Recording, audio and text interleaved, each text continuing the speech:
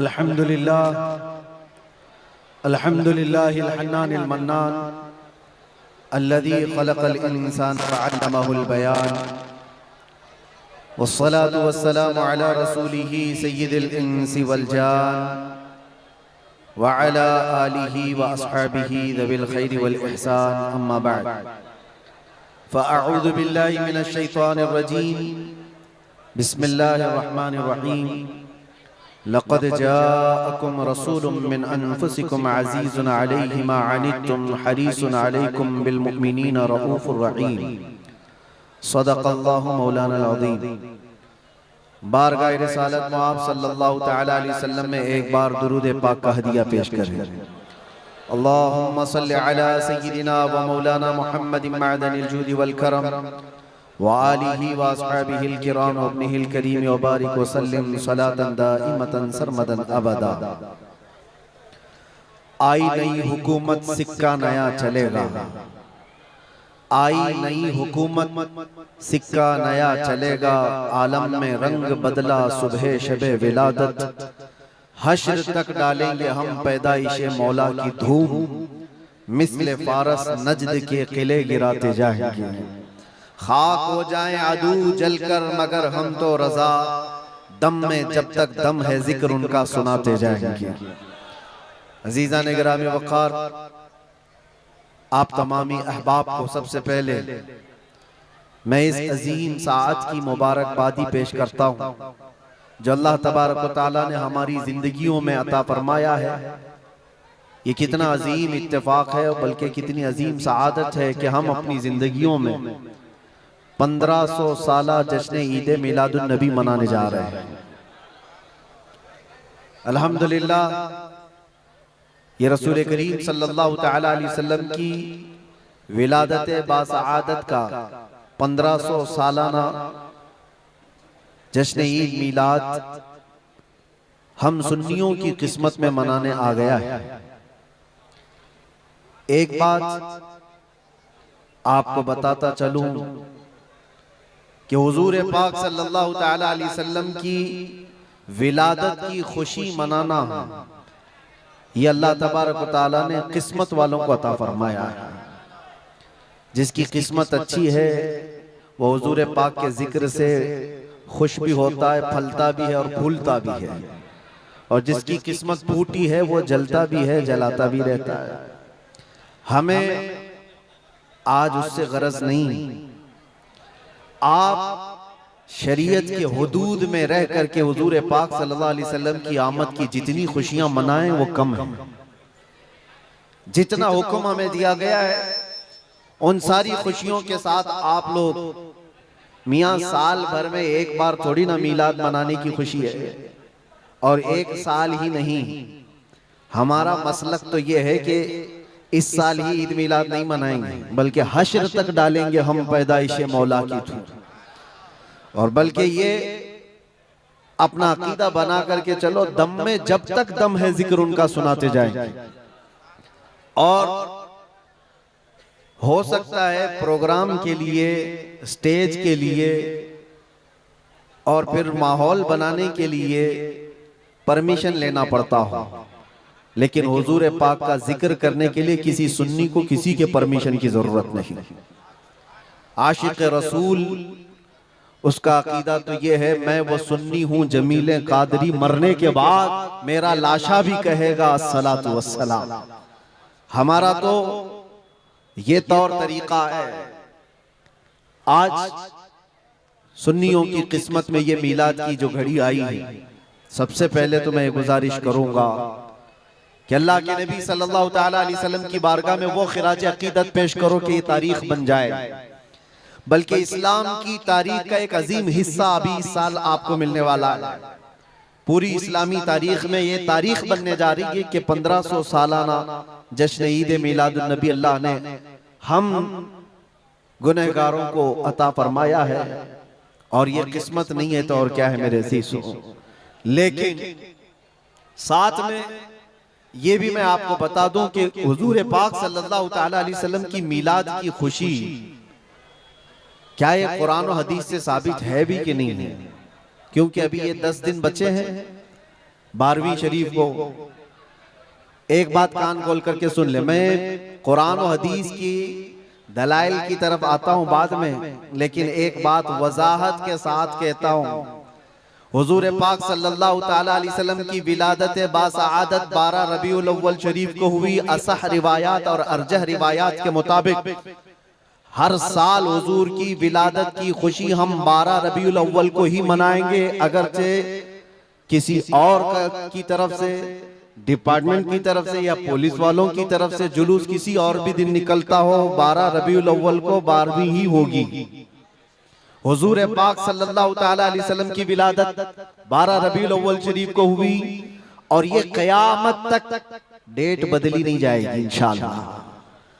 और जो कुरान और हदीस की बात मैं अर्ज कर रहा हूं, सबसे बड़ी बात तो ये है, आप रसूल पाक सल्लल्लाहु अलैहि वसल्लम को खुदा समझते हैं या खुदा का रसूल समझते हैं? खुदा का रसूल समझते हैं तो फिर मीलाद मनाओ, इसलिए कि खुदा की मीलाद नहीं हो सकती। खुदा की मीलाद नहीं हो सकती क्योंकि अल्लाह के बारे में अकीदा क्या है हमारा? लम यलिद वलम यूलद, वो ना किसी से पैदा हुआ ना उससे कोई पैदा होगा। अल्लाह किसी से पैदा नहीं हुआ और अल्लाह के पैदा होने की कोई तारीख नहीं बनाई जा सकती, उसकी मीलाद नहीं हो सकती। और रसूल पैदा हुए हैं 12 रबीउल अव्वल शरीफ को। आपकी माँ भी है और आपके बाप भी हैं और आपसे भी लोग, आपसे भी बच्चे पैदा हुए हुजूर पाक सल्लल्लाहु अलैहि वसल्लम से। तो हम पूरी दुनिया में हुजूर की मीलाद मना करके शिर्क को तोड़ने वाला अमल करते हैं, शिर्क को तोड़ने वाला अमल करते हैं। कोई हमारी तरफ जो शिर्क का फतवा देता है उसे कान खोलकर सुन लेना चाहिए। मीलाद मनाकर हम बताते हैं हम मोहम्मद अरबी सल्लल्लाहु अलैहि वसल्लम को खुदा नहीं समझते बल्कि खुदा का रसूल समझते हैं। अगर खुदा समझते या खुदा के बराबर समझते तो हुजूर की मीलाद कभी नहीं मनाते, क्योंकि अल्लाह की मीलाद नहीं मनाई जाती तो हम रसूल की भी मीलाद नहीं मनाते। दोनों को अगर बराबर समझते नहीं, हम सुन्नियों का अकीदा ये है, मैं मानता हूँ अक्ल वालो मेरा मोहम्मद खुदा नहीं है, मगर दिलों में ये नक्श कर लो कि वो खुदा से जुदा नहीं है। यह हमारा है। रसूल करीम सल्लल्लाहु ताला अलैहि वसल्लम की मीलाद मनाना शिर्क को तोड़ने वाला अमल है, शिर्क को खत्म करने वाला अमल है। और आपको एक बात ये भी बता दूं, हुजूर अकरम सल्लल्लाहु ताला अलैहि वसल्लम की विलादत जिस दिन हुई थी पूरी कायनात में बहुत कुछ तब्दीलियां आई थी, जो सही रिवायात में मौजूद हैं। बहुत तब्दीलियां आई थी। अरब उस वक्त जो रेगजार था, सहरा था, सब्जा देने लग गया, बारिशें बराबर होने लग गई। अरब में आज भी बारिश नहीं होती है, साल में 2-4 बार बारिश के कतरात गिर गए, अलग बात है। मौसम बाज़ाब्ता जैसे बारिश का यहाँ होता है नहीं होता। लेकिन जिस साल हुजूर पाक सल्लल्लाहु अलैहि वसल्लम की विलादत होने वाली, अरब में सब्जे उगने लग गए या बारिश होने लग गई है। और उस साल जो हालात की तब्दीली थी, मुल्क शाम में एक नदी जो सूख चुकी थी वो अचानक जारी हो गई, पानी भर आया। और एक नदी जो हमेशा बहती वो अचानक सूख गई। एक आतिश कदा था 1000 साल से जिसकी आग को बुझने नहीं दिया गया था ईरान के नुजूमियों ने, आतिश परस्तों ने, अचानक वो आग भी गुल हो गई। एक ही दिन में सब चीजें हो रही हैं। और कायनात में ये जो बड़ी बड़ी तब्दीलियां हुई थी, उस दिन एक और तब्दीली, बुत सारे औंधे मुंह गिरे हुए थे, जो 12 रबीउल अव्वल शरीफ का दिन था। ये सही रिवायात से मैं बता रहा हूं, बुत औंधे मुंह गिरे हुए। लेकिन एक बहुत बड़ा मसला हुआ था जिसकी तरफ इमाम अहले सुन्नत फाजिल बरेलवी रहमतुल्लाह ताला अलैह अपने शेर में इशारा करते हुए फरमाते हैं, क्या एक बहुत बड़ी तब्दीली ये हुई थी कि मुल्क फारस का जो बादशाह है किसरा, उसका किला इतना मजबूत था कि उसकी हिफाजत के लिए 1 लाख फौजी खड़े रहते थे, सिर्फ किले की हिफाजत के लिए। और वो किला इतना मजबूत कि उनका दावा था, उनका चैलेंज था कि इसको कोई तोड़ नहीं सकता, इसको मिटा नहीं सकता। लेकिन 12वीं शरीफ का दिन या सुबह के वक्त अचानक किले के अंदर जलजला आया और दीवार फट गई। और ऐसी फटी कि उसमें से एक आदमी जा सकता है, आ सकता है। आज भी वो शकशुदा दीवार के साथ किला मौजूद है इराक में, जिसको किलातुल किसरा कहा जाता है आज भी। अब आप अंदाजा करें 2000 साल से वो किला आज तक मौजूद है, तो उस वक्त कितना मजबूत रहा होगा। उस वक्त किले के अंदर जलजला आया और तख्त उलट गया, दीवार में दरार पड़ गई, वो दरार आज भी मौजूद है। बादशाह हैरान और परेशान। दूसरे दिन सारे नजूमियों को बुलाया गया और पूछा गया कि ये क्या माजरा है कि इतना मजबूत किला कैसे ये टूट गया, या इसकी दीवार में शगाफ कैसे आ गई है। तो सारे नजूमियों ने अपने इल्म के मुताबिक जो नतीजा निकाला, बादशाह से कहा दर हकीकत ये जलजला आम जलजला नहीं है, ये तेरी दीवार का टूट जाना ये आम सी बात नहीं है। हमारा इल्म ये बता रहा है कि इस रुए जमीन पर अल्लाह का कोई नबी पैदा हुआ है जो तेरी सल्तनत को खत्म करने वाला है। एक बच्चा अरब में ऐसा आया है, आई नई हुकूमत, सिक्का नया चलेगा, आलम में रंग बदला, सुबह शबे विलादत। उस दिन जो हुआ था उसको इमाम अहले सुन्नत क्यों फरमाते हैं, वो एक दिन की बात है ना। हुजूर की विलादत हुई, फारस के किले में क्या हुआ, जलजला आया।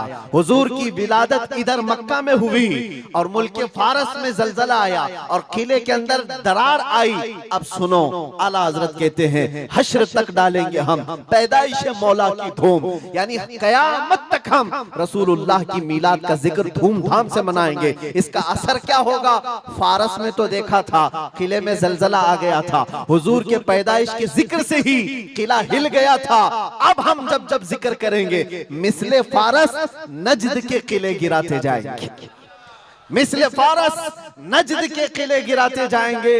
आज जिन लोगों के किले गिरते हैं या हिलते हैं वो जिक्र मुस्तफा से ही गिरते हैं, लेकिन उसका हमें कुछ असर नहीं होना चाहिए। खाक हो जाएं अदू जलकर मगर हम तो रजा, दम में जब तक दम है जिक्र उनका सुनाते जाएंगे। अजीजा ने गिरामे वक़ार, मैं बहुत छोटे से वक्त के लिए आपके पास आया हूं, लेकिन एक अजीम मैसेज देकर के कि मिलाद मुस्तफा सल्लल्लाहु अलैहि वसल्लम के मौके पर सारे सुन्नियों को यह चाहिए कि सिर्फ झंडे लगाने और कुमकुमे लगाने और बड़े बड़े नारे लगाने से ही ईद मिलादुन नबी का आप एहतमाम नहीं कर रहे हो, बल्कि हर सुन्नी आशिक रसूल को चाहिए कि वो इस मौसम में नहीं बल्कि पूरी जिंदगी उसकी है, लेकिन इस मौसम में खास तौर पर अपने नबी पाक सल्लल्लाहु अलैहि वसल्लम की सीरत तो पढ़ ले, मेरे आका सल्लल्लाहु अलैहि वसल्लम की बायोग्राफी मालूम हो जाए, हुजूर पाक की जिंदगी को समझ जाएगा।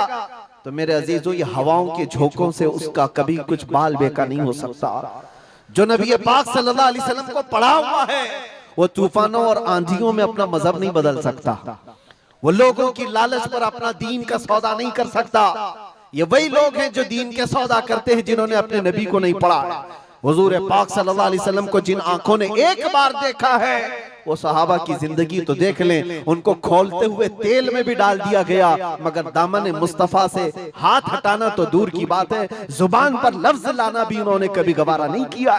जानते हो, 3 भाई थे, ये कलयुगी में एक हिकायत लिखी हुई है, 3 सगे भाई थे, एक ईसाई बादशाह ने गिरफ्तार कर लिया। तीनों जवान थे, 20 से 30 साल के बीच में, और बादशाह ने कैद करके उनको सबसे पहले क्या कहा, तुम अपना दीन बदल लो, धर्म परिवर्तन कर लो, मोहम्मद अरबी सल्लल्लाहु अलैहि वसल्लम के जो कसीदे गाते हो छोड़ दो। लेकिन देखो, याद रखो, उसमें से जब बादशाह ने ये बात रखी तो उन्होंने कहा नहीं, हमारा दीन इतना सस्ता नहीं है कि हम तुम्हारी कैद में आते ही बदल डाले। उसने कहा अगर तुम बदल लोगे तो मैं तुम्हें अपने वजारत में सिपाहियों में बड़े मनसब पर रखूंगा। नहीं माना, ठुकराया। बादशाह ने क्या कहा, इसकी सजा तुम्हें भुगतने के लिए तैयार रहनी होगी। तैयार। बहुत बड़े एक कढ़ाई में तेल को लाकर खोलते हुए तेल में उसमें से सबसे बड़े भाई को डालने का हुक्म दिया।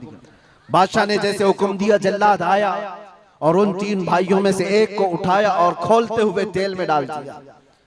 अंदाजा करो, मोमबत्ती पर अगर तुम्हारी उंगली भी लग जाए ना तो चमड़ी जल करके निकल आएगा, और पता नहीं कितने दिन तक इसकी जलन आपको होती रहे। लेकिन एक पकते हुए तेल में डाला जा रहा है, डाल दिया, जिस्म पूरा चरमरा गया। थोड़ी देर गुजरी, 2 भाई और मौजूद, दूसरे को बुलाया गया, देखा तुम्हारे भाई का हश्र क्या हुआ है, तुम अगर बादशाह की पेशकश को कबूल कर लो तो शायद तुम्हारी जान बच सकती है। दूसरे ने मुस्कुराया और कहा, वही शायद उनकी ही जुबान थी जो बरेली से यूं आती है, जिंदगी ये नहीं किसी की किसी के लिए, जिंदगी है नबी की नबी के लिए। मेरे बड़े भाई को जलाने के बाद अब तो तुमने और भी मुश्किल कर दिया है फैसला। मैं इस बात के लिए तैयार हूं कि इससे बड़े तेल में भी मुझे डाला जाए, लेकिन जुबान पर मेरे मुस्तफा के दामन को छोड़ने वाली बात कभी नहीं ला सकता। दूसरे भाई को भी उठाया गया और खोलते हुए तेल में डाल दिया। दो भाइयों की शहादत हो गई जगह पर ही। वो तेल में डालना जुबान पे अल्फाज हो सकता है, आसानी से हम बोल रहे हैं और आप आसानी से सुन रहे हैं। प्रैक्टिकल जिसके साथ होगा वो अंदाजा कर सकता है दर्द और कर्ब किसको कहते हैं, शिद्दत की तकालीफ किसको कहते हैं। मेरे अजीजों, तीसरा जो नौजवान था वो बहुत ही कम उम्र का था, 22 से 23 साल का होगा। बादशाह का जो वजीर वहां पर था उसने देख करके बादशाह से कहा, इस लड़के को मेरे हवाले कर दीजिए, मैं इसको बदल करके लाऊंगा, मेरा चैलेंज है। क्यों, जान इसकी भी ले लेंगे, मैं इसको बदल करके लाऊंगा। इतने मजबूत लोग कैसे हो सकते हैं अरब के कि खोलते हुए तेल में इनके भाइयों को डाला गया तब भी ये बदल नहीं रहे। दो को मरते हुए, अरे यहाँ एक को डंडा पड़ते हुए देखकर सारे भाग जाएं और ये दो को जलते हुए देख करके भी टस से मस नहीं होते। कैसा अकीदा है, कैसा तसल्लुब है इनका। बादशाह ने कहा, किस बात पर तुम्हें यकीन है कि इसको तुम बदल लाओगे? उसने कहा, मुझे भरोसा है, आप मुझे दीजिए 1 महीने का टाइम, इसको बदल कर न लाओ तो फिर मुझे आप जो सजा दे। बादशाह ने कहा, ठीक है ले जाओ। तीसरे को खोलते हुए तेल में डालने की बजाय बादशाह ने अपने वजीर के हवाले कर दिया। और दुनिया देखो मेरे अजीजों, याद रखो, आशिकाने मुस्तफा से 2 इम्तिहान हर जमाने में होते रहेंगे, आज भी हो रहे हैं और होते रहेंगे। पहला इम्तिहान, मौत से डरा करके तुम्हारा दीन छीन लिया जाएगा। मौत से डरा करके ये हो जाएगा, वो हो जाएगा, तुम्हें ये कर दिया जाएगा, वो कर दिया जाएगा। मौत का डर, खौफ तुम्हारे कदमों में डगमगाहट लाने के लिए लाया जाता है। अगर मौत से नहीं डरता कोई आदमी तो उसके साथ दूसरा पेंतरा क्या खेला जाता है। ये दुनिया का दस्तूर है, हमेशा से जब देखती है दुनिया के ये मौत से डरता नहीं है तो फिर इसको औरत और दौलत की लालच से खरीदने की कोशिश की जाती है। ये 2 चीजें ऐसी हैं जो अच्छे अच्छों का सौदा कर जाती हैं। बहुतों ने अपना ईमान सिर्फ शबाब पर बेच दिया है, हुस्न शबाब को देख करके। औरतों के दिल दादा हुए या दौलत के दिल फरेब हो गए और उन्होंने अपना दीन का सौदा कर लिया है। नौजवानों, याद रखो, तुम्हारी जिंदगी में अगर ये 2 इम्तिहानों में से कोई इम्तिहान आए तो अपने नबी पाक को याद कर लेना, हुजूर को याद कर लेना और अल्लाह के नबी सल्लल्लाहु अलैहि वसल्लम की बारगाह में ये इस्तिगासा कर लेना कि मेरे आका, बड़ा सख्त और कठिन वक्त आया है। दुनिया मौत से डरा करके कभी मेरा ईमान छीनने की कोशिश कर रही है, अगर उससे मैं नहीं डगमगाया तो दुनिया मुझे हुस्न शबाब की लालच दे करके अपनी तरफ लेना चाहती है। अब उस वजीर ने क्या किया, उस छोटे से नौजवान लड़के को अपने घर ले गया और उसकी बेटी थी जो निहायत हसीन और जमील, बहुत खूबसूरत लड़की उस वजीर की थी। अपनी बेटी को बुलाया और कहा, बेटी तेरे लिए एक काम देता हूँ, 1 महीना हमको मिला है, इस नौजवान को अपनी मोहब्बत में, अपने हुस्न जमाल में लेकर के आजा, बादशाह सलामत से जो इनाम चाहे तुझे ला करके दे दूंगा। अपनी लड़कियां आशिकाने मुस्तफा को खरीदने के लिए कल भी भेजे जाते थे, आज भी भेजी जा रही है। हो सकता है बहुत सारी जगहों पर जो हमारे लोग मुर्तद होते जा रहे हैं, वो जो बच्चियां आज अपने दीन और ईमान का सौदा करके भागती हैं किसी गैर के साथ और कहीं जा करके शादियां रचाती, वो ये समझती हैं कि ये कॉमन सी बात है। वो दीन बेचने वाले लोग हैं, उनका हिस्सा दीन इस्लाम में कुछ नहीं। कल कयामत के दिन देखना, तुमने अपने नफ्स की खातिर एक गैर मुस्लिम के साथ भाग करके निकाह किया, चाहे वो बेटी हो कि बेटा हो, अपने दीन से सौदा किया है और गद्दारी की है। कल कयामत के दिन मुंह तो अल्लाह को दिखाना है, हुजूर की शफाअत के बगैर तो कुछ होना नहीं है। देखना हश्र में जो हुजूर पाक सल्लल्लाहु ताला अलैहि वसल्लम के साथ तुम खड़े रहोगे कि हम खड़े रहेंगे, वो वक्त आने वाला है। उस नौजवान के साथ क्या हुआ, वजीर ने अपनी बेटी तो लगा दी, अल्लाह की पनाह मेरे अजीजों, हुजूर पाक का इश्क का एक कतरा भी जिसके दिल में आता है, ऐसी चीजें उसके पांव को नहीं डगमगाती, ना कभी उसका ईमान खरीद सकती हैं, ना उसके दीन का सौदा कर सकती हैं। वो लड़की रोजाना आती, रात के वक्त बैठ जाती और ये नौजवान जैसी महसूस करता, मेरे कमरे में अकेले तन्हा रहने के बावजूद वजीर की खूबसूरत हसीनो जमील बेटी, जिसके निकाह के पैगाम बादशाहों के औलाद से आया करते थे, शहजादे निकाह का पैगाम भेजा करते, वो लड़की मेरे पास आकर बैठ जा रही है।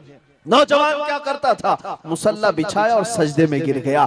जब तक वो उठती नहीं थी ये सर उठाता नहीं था। ये रात भर के सजदे इसके इसी तरह रहते। वो ऊँगती रहती, देखती रहती, इंतजार करती रहती और थक करके वापस चली जाती। महीना गुजरने को आया था मेरे अजीजों, उस नौजवान ने आंख भरकर एक बार देखा भी नहीं। और वो थक हार करके महीना खत्म होने के बाद उस नौजवान को मुखातब करके कहती है, ऐ नौजवान एक बार मेरे हुस्न को देख तो ले। मुझे देखने के लिए बादशाहों के बेटों की भी कतार लगती है।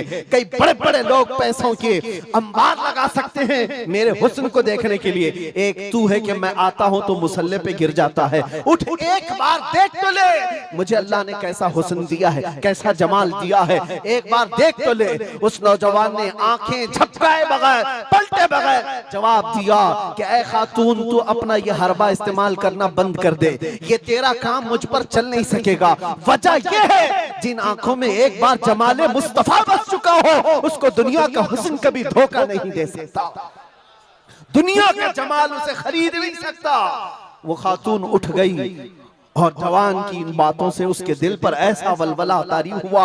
वो खातून कहती है, ऐ नौजवान खड़ा हो जा, मैं तुझे खरीदने नहीं आई, मैं तुझे अपनी दामे फरेब में फंसाने नहीं आई, उठ जा, अब मेरी एक अर्जी सुन ले। नौजवान उठा और पूछा क्या अर्जी है। कहती है कि मैं अब तेरी मोहब्बत में गिरफ्तार हूँ, मैं चाहती हूँ कि तू मेरे दीन में ना आ बल्कि तू अपने दीन में मुझे दाखिल कर ले।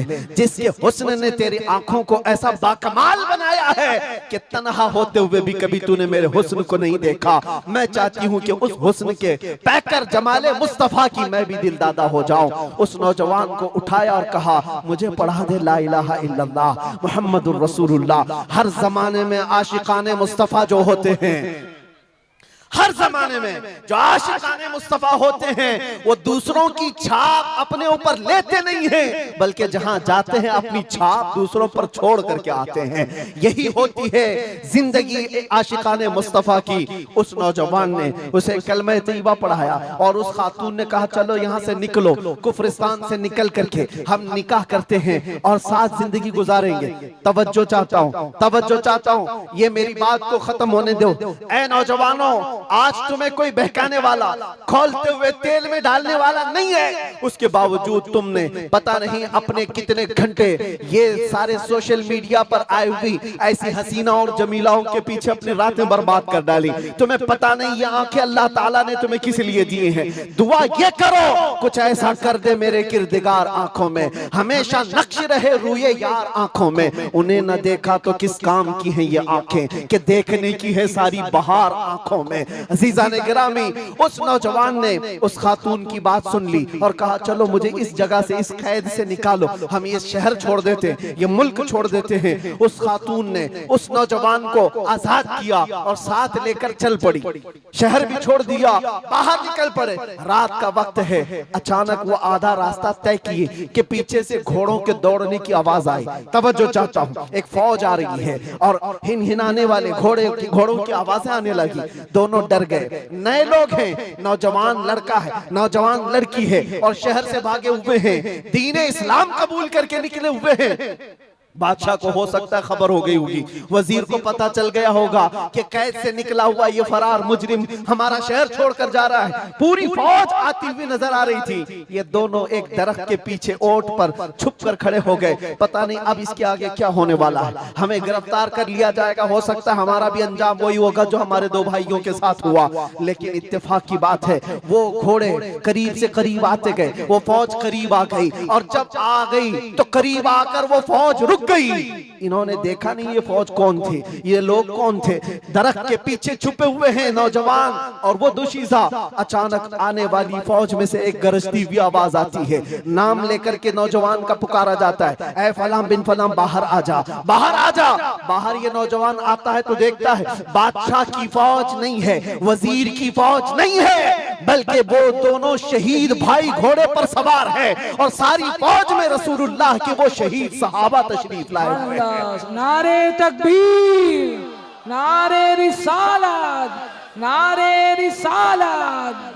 ये नौजवान घबरा गया और पूछा मैं अपने भाइयों को देख रहा हूँ, घोड़ों पर सवार हैं। चंद दिनों पहले बादशाह ने खोलते हुए तेल में इनको उड़ेल दिया था, इनके जिस्मों को जला दिया था। ये देख करके आप कपकपी जिस्म पर तारी है, भीगी आंखों से पूछने लगा, बड़े भाई आप लोगों को जला दिया गया था, तेल में खोलते हुए डाल दिया गया था, आप लोग यहाँ कैसे आए? दोनों भाइयों ने कहा, ऐ मारे नन्हे भाई, क्या तूने कुरान की आयत नहीं पढ़ी? वला तक़ूलू लिमन युक़तलु फी सबीलिल्लाहि अमवात, अल्लाह की राह में जो मारे जाएं उन्हें मुर्दा न कहो। नौजवान ने पूछा, तुम्हें दर्द कितना हुआ होगा जब जलाया गया था, खोलते हुए तेल में डाला गया था, कर्ब कैसा था, तकलीफ कैसी थी? सवज्जो चाहता है नौजवानों, इश्क़ मुस्तफा में बर्दाश्त किया हुआ दर्द कुछ नहीं होता है। उन नौजवानों ने कहा, दर्द कौन सा, कर्ब कौन सा, तकलीफ कौन सी? तूने हमें डालते हुए देखा है, खोलते हुए तेल में, जलती हुई चमड़ी देखा है, लेकिन हमें दर्द का एहसास नहीं हुआ, इसलिए कि जिस वक्त जल्लाद हमें तेल में डाल रहा था, सामने तो हमें जमाले मुस्तफा नजर आ रहा था। जहां मुस्तफा का हुस्न हो, फिर दर्द किस बात का, कर्ब किस बात का? इसीलिए तो सहाबा का ये नारा था, या रसूलुल्लाह या रसूलल्लाह कुल्लु मुसीबतिन बादका जुललुन, ऐ अल्लाह के रसूल अगर आप हैं तो फिर हर मुसीबत हल्की है, हर मुसीबत छोटी है। ऐ नौजवानों, दुनिया ने खरीदने की कोशिश की है, लेकिन जो जमाले मुस्तफा का दिल दादा है वो दुनिया के हालात से न बिकता है न झुकता है। अपना मिशन ऐसा बनाओ कि तुम्हें 100-500 रुपए में खरीदे जाने वाली कौम का लकब न दिया जाए, बल्कि इकबाल आज से 100 साल पहले कहता था, इकबाल शायर मशरिक, अंग्रेजों ने क्या कहा था हमारे मुतालिक, वो अपने शार में कहा है। अंग्रेज क्या कहते थे? थक गए थे, थक गए थे। आपको क्या पता है हिंदुस्तान की इस आजादी में जितने आज बड़े बुलंद बांग दावे किए जाते हैं, पता है नौजवानों, तारीख याद रखो, 30,000 उलमाए अहले सुन्नत को इन्होंने दिल्ली से लेकर कश्मीर तक हर झाड़ी पर फांसी पे लटकाया हुआ था। 30,000 उलमाए अहले सुन्नत। काला पानी की सजा अंडमान निकोबार में किसको दी गई थी? अल्लामा फजले हक खैराबादी, इनायत अहमद काकोरवी, जिनकी पीठ की हड्डी तोड़ दी गई थी, खड़े नहीं हो सकते थे। 8-8 साल 10-10 साल तक झुकी हुई कमर के साथ इनको सजाएं दी गई। किफायत अली काफी कौन है, जिनको भरे बाजार में चौराहे पर लाकर अंग्रेजों ने फांसी पर चढ़ाया था। जालिमात तारीख भुला देते हैं, या तारीख के चेहरे पर आज मट्टी थोपने की कोशिश की जाती है, और हमारे नौजवान है कि याद नहीं रखते हमारी तारीख। या आशिकाने मुस्तफा थे, अंग्रेजों की नाक में अगर किसी ने दम किया था तो वो आशिकाने मुस्तफा की जमात थी, आशिकाने मुस्तफा की जमात थी। किफायत अली काफी को सूली पर चढ़ा रहे थे, लेकिन जानते हो उससे पहले किफायत अली काफी एक आलिम दीन, उस आलिम दीन को गिरफ्तार करने के लिए कितने कुत्ते आए थे? 3,000 अंग्रेजों की फौज ने मिलकर के एक आलिम दीन को गिरफ्तार किया था। हमेशा से यही तारीख रही है, हमेशा से। इसलिए कि पता है कि रसूलुल्लाह सल्लल्लाहु ताला अलैहि वसल्लम का शेर 1-2 के काबू में आ भी नहीं सकता, हमेशा घेर कर मारने की आदत कुत्तों की रही है। करबला में भी तो यही हुआ, अकेले इमाम हुसैन के साथ सुबह से लेकर दोपहर तक लड़ते रहे, और आपको पता है एक हुसैनी जवान ने 200-200 यजीदियों को मार डाला है, एक ने। तारीख खाली मरने वालों की ना बताओ, शहीद होने वालों की नहीं बताओ, ये भी देखो हुसैनियों ने कितनों को सुलाया है।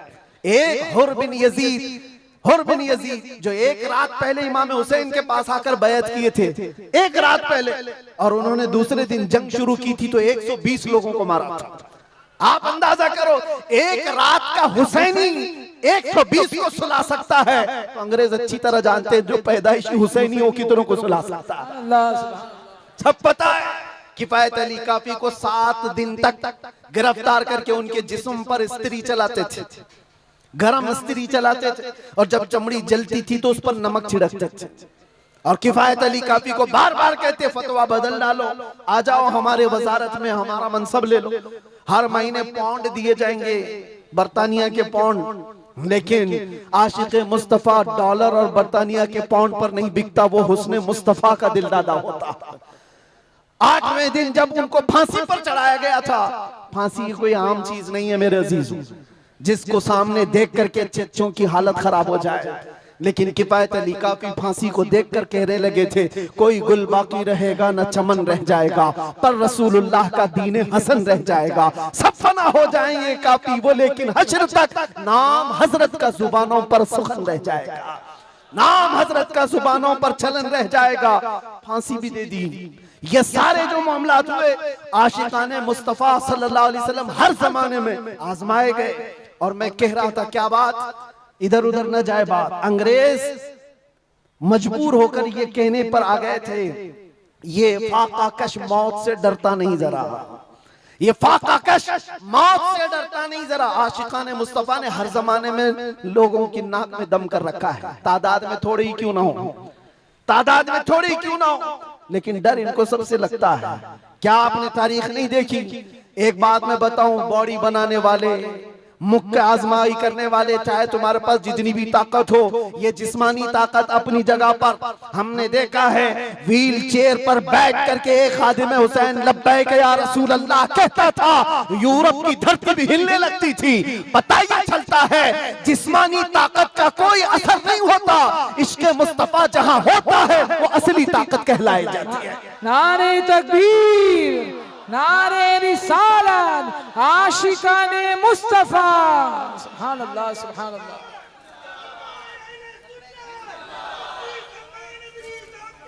जिंदाबाद, अल्लाह अकबर, आला हजरत, आला हजरत, आला हजरत, आला हजरत, अल्लाह अकबर, या रसूल अल्लाह, जिंदाबाद, जिंदाबाद। मेरे अजीजों, बात सिर्फ इतनी है, यही मैंने एक साहब से पूछा था कि मियां तकरीरें बहुत होती हैं, भाषण भी बहुत होते हैं, क्या क्या नहीं कहा जाता। हमने खाली कुछ देर की खामोशी ही तो कहा था।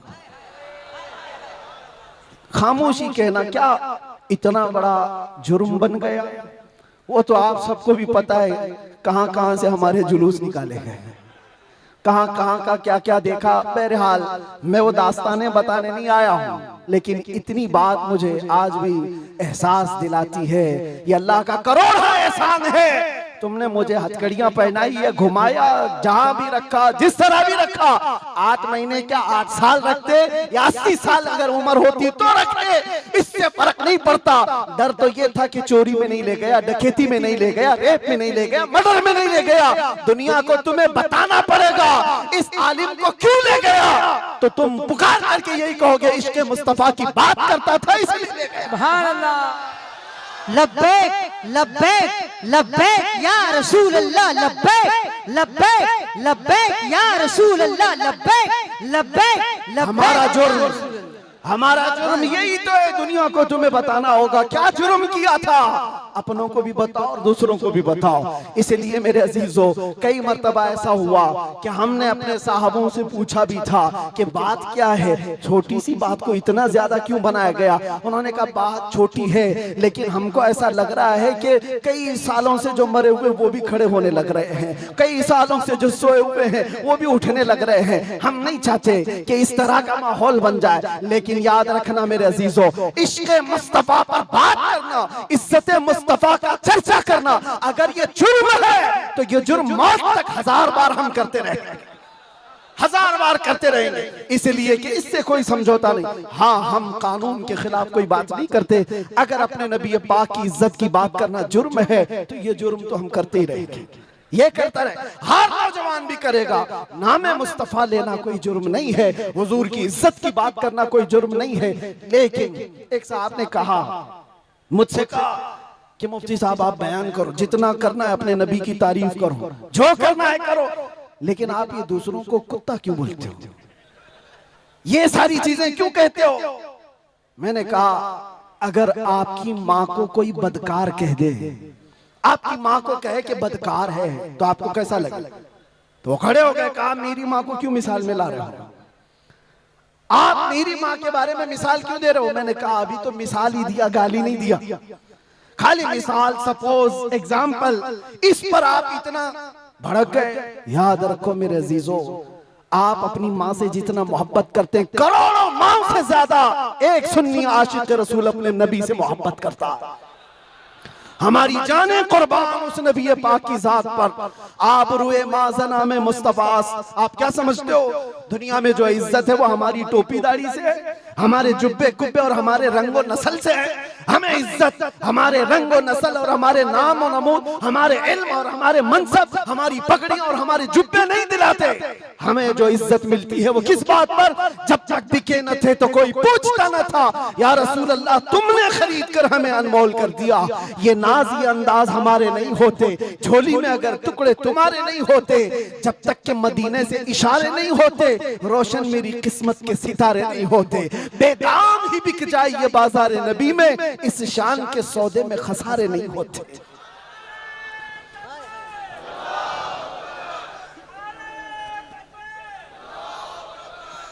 बात मैं अभी खत्म करने आ रहा हूं, बस आप इस बात को अंदाजे में रखो मेरे अजीजों।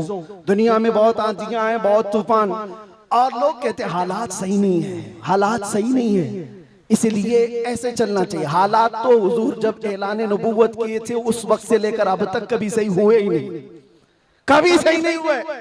क्या बदर में हालात सही थे? उहद में हालात सही थे? खंदक में हालात सही थे? खैबर में हालात सही थे? फतेह मक्का में हालात सही थे? करबला में हालात सही थे? कभी नहीं हुए। तो ये क्या ताना दिया जाता है, ये क्या मसलहत और हिकमत की बात की जाती है? हालात बड़े पेचीदा हैं, हालात बड़े सख्त है मेरे अजीजों। ये क़यामत तक ऐसे हालात रहने वाले। सतीजा कार रहा है अजल से ता इमरोज, शरारे बू लहबी से चराग मुस्तफवी। हर जमाने में ये हालात रहेंगे। आशिक मुस्तफा को इन्हीं हालात में परचम रिसालत बुलंद करके रखना है। वो सहाबा से पूछो जो निकल पड़ते थे, पैरों में चप्पल नहीं और कपड़ों पर पैबंद लगे हैं, एक खजूर की गुठली पर पूरा दिन गुजार लेते थे, फाका कश थे, लेकिन उनसे पूछो क्या उनके लिए हालात सही थे? जब अफ्रीका जा रहे थे, जब यूरोप की कलीसाओं में अजानें दे रहे थे, अफ्रीका के तपते हुए सहराओं में नामे मुस्तफा बुलंद कर रहे थे, उनसे पूछो हालात सही थे?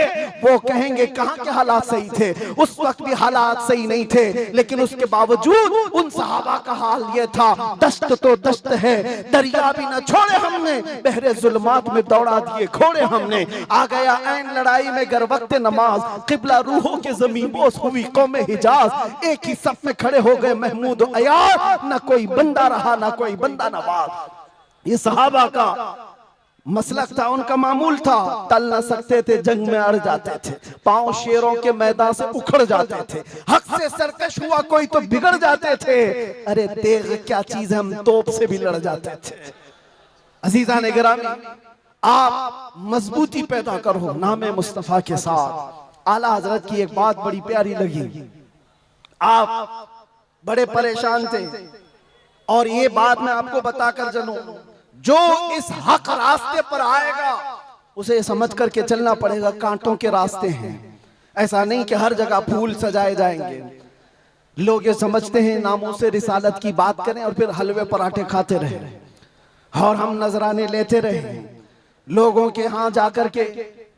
लोगों को ऐसा लगता है, आज मैं इस बात की वजाहत करता हूं, वल्लाह बिल्लाह तल्लाह, कभी मुझे फकीर की कभी ये ख्वाहिश नहीं होती कि लोग मेरे नाम का नारा लगाएं, कभी नहीं। जो नारा लगे वो मेरे मुस्तफा के नाम का हो। हमारी अपनी कोई इज्जत नहीं है, हमारा इस्तेकबाल करना कहीं पर किसी के लिए वाजिब नहीं।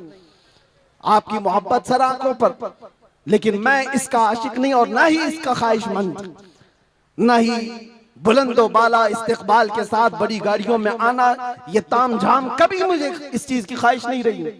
और अगर ऐसी ख्वाहिश होती तो इस गली में आकर के आपसे बयान नहीं कर रहा होता।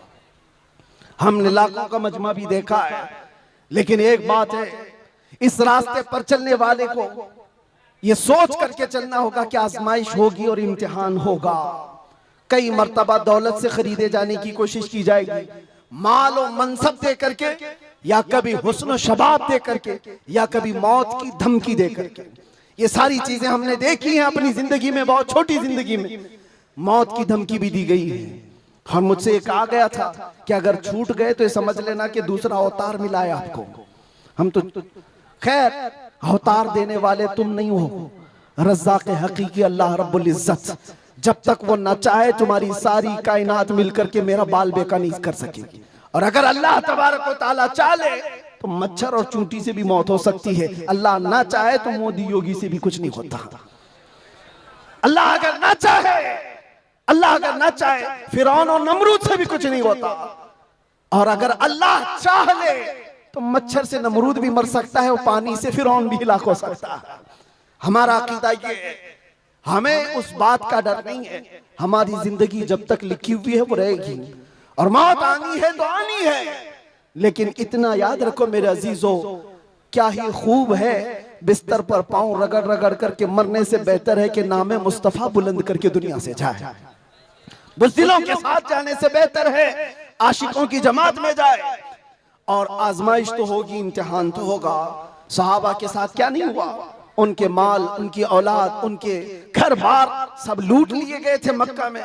आजमाइश ऐसी थी कि वो पूरा पूरा दिन एक खजूर की गुठली पर गुजारा करते थे और जंगें ऐसी उन पर मुसल्लत कर दी गई थी कि उनको अमन नाम की कोई चीज ही नहीं मिलती थी। हर घड़ी एक जंग से निकले दूसरी जंग, दूसरी से तीसरी। हुजूर पाक की वफादारी के साथ इम्तिहान तो होगा। आज मिलाद मुस्तफा है, नबी करीम सल्लल्लाहु ताला अलैहि वसल्लम के 1500 साला जश्न ईद मिलाद की हम तैयारियों में अपने ईमान को मजबूत करो, अपने अकीदे को मजबूत करो, इश्क रसूल इतना बढ़ा लो। मैं कभी कोई तलवार बंदूक बारूद की बात नहीं करता, ना ही मैं कभी कोई खुफिया मीटिंग करता हूँ, ना ही मैं कभी कोई तंजीम की बात करता हूँ कि तुम इस तरह की तंजीमें बनाओ, खुफिया मीटिंगें करो, लड़ने भिड़ने के मंसूबे बनाओ। नहीं, जो हमारी बात रिकॉर्ड कर रहे हैं वो भी सुन ले।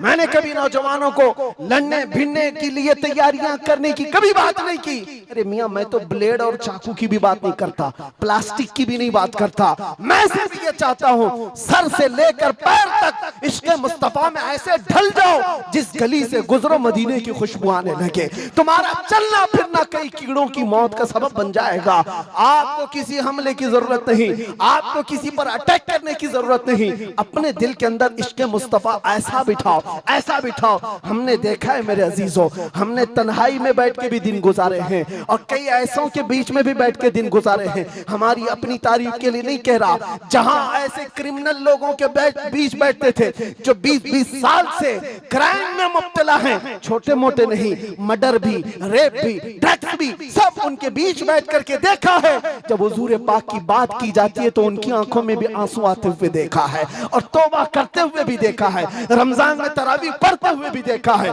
मैंने ये महसूस किया है दुनिया का एक ही इलाज है, इस उम्मत का एक ही इलाज है, वो मेरी बात का आखिरी हिस्सा है। इस दुनिया का एक ही इलाज है कि मोहम्मद से वफा तूने तो हम तेरे हैं, ये जहां चीज है क्या लौह कलम तेरे हैं। लब्बैक या रसूल अल्लाह, या अल्लाह या रहमान या रहीम, दिल मारा कुन मुस्तकीम बिहक़्क़ि इय्याका नअबुदु व इय्याका नस्तईन। मालिक व मौला परवरदिगारा करीमा कारसाज़ा, तेरी दी हुई तौफीक से हमने जो कुछ भी पढ़ा और जो कुछ भी बयान किया और सुना, सब पर हमें अमल की तौफीक अता फरमा। हमारे इस जलसे पाक को अपनी बारगाह में शरफ़ कबूलियत अता फरमा। ए रब्बे करीम, इस जलसे ईद मिलादुन नबी को हमारी नजात का ज़रिया बना दे, हमारी बख्शिश का सामान बना दे। ए अल्लाह, हम सब के गुनाहों का कफ़ारा बना दे। जितने बच्चे, बूढ़े, जवान, मर्द, ख़वातीन इस जलसे पाक में हाजिर है मौला, इस जलसे से निकलने से पहले सबकी बख्शिश का ऐलान फरमा दे। अल्लाह, नाम मुस्तफ़ा के लिए हाजिर आए हुए ये चेहरे हैं, इश्क़ मुस्तफ़ा की भीख मांगते मौला, हमारे दिलों से हुब्बे दुनिया को ख़त्म फरमा दे, हमारे दिलों पर दूसरों का रौब और खौफ ख़त्म फरमा दे। अल्लाह करीम, इस दिल को तेरे दरबार में पेश करते इसमें इश्क़ मुस्तफ़ा अता फरमा दे। अल्लाह, हमारा दिल धड़कता रहे तो तेरे नबी पाक के नाम से धड़कता रहे। हम सबको नामूस मुस्तफ़ा के सिपाहियों में शुमार फरमा। अल्लाह, इस पूरे इलाके को मरकज़ इश्क़ रसूल बना दे। अल्लाह, हमारी नस्लों में क़यामत तक आशिकाने मुस्तफ़ा पैदा फरमा। हमारी औलाद को, हमारी नस्लों को, हमारे ख़ानदान को बदअक़ीदा और गुमराह होने से महफूज फरमा। या रब्बल आलमीन, या अकरमल अकरमीन, जिस तरह इन्होंने इस जलसे को सजाया है, इनको और हम सबको हमारी कब्रों को सजाने की तौफ़ीक़ अता फरमा। अल्लाह, हम सब की कब्रों को रोशन फरमा दे, या रब्बल आलमीन, या अकरमल अकरमीन, हमारी माओं, बहनों, बच्चियों, बेटियों, बहुओं, बीवियों, सबको हमने तेरे हवाले कर दिया। उनकी इज्जतों की हिफाजत फरमा। ऐ अल्लाह ए करीम खुदा, हम सब में जो बीमार हैं उन्हें शिफा अता कर दे, जो भी औलाद है उन्हें साहब औलाद बना दे, और जो कर्ज में डूबे हुए उनके कर्जों में आसानियां अता कर दे। ऐ अल्लाह, जो बेरोजगार है उन्हें हलाल रोजियां अता फरमा, जो नाहक मुकद्दमे और जेलों में हो उनको आज़ाद फरमा दे। ऐ करीम खुदा रहमान रहीम, मौला तेरे दरबार में आखिर में ये इल्तिजा है, न जाने ये आंखें कब हमेशा के लिए बंद हो जाएं। इन आंखों के बंद होने से पहले एक बार तेरे हबीब पाक के चेहरे की जियारत नसीब फरमा। ऐ अल्लाह, दुनिया में हर आफत से बचाना मौला, उक़बा में न कुछ रंज दिखाना मौला, बैठे जो दरे पाक पैगंबर के हुजूर ईमान पे उस वक्त उठाना मौला। कुछ ऐसा कर दे मेरे किरदगार, आंखों में हमेशा नक्श रहे रूए यार आंखों में। उन्हें न देखा तो किस काम की हैं ये आंखें कि देखने की है सारी बहार आंखों में। ऐ अल्लाह, हमारी दुआओं को तेरे हबीब पाक के नालैन के सदक़े कबूल व मकबूल फरमा। इन्नल्लाह व मलाइकतहु युसल्लूना अलन नबी या अय्युहल्लज़ीना आमनू सल्लू अलैहि व सल्लिमू तस्लीमा।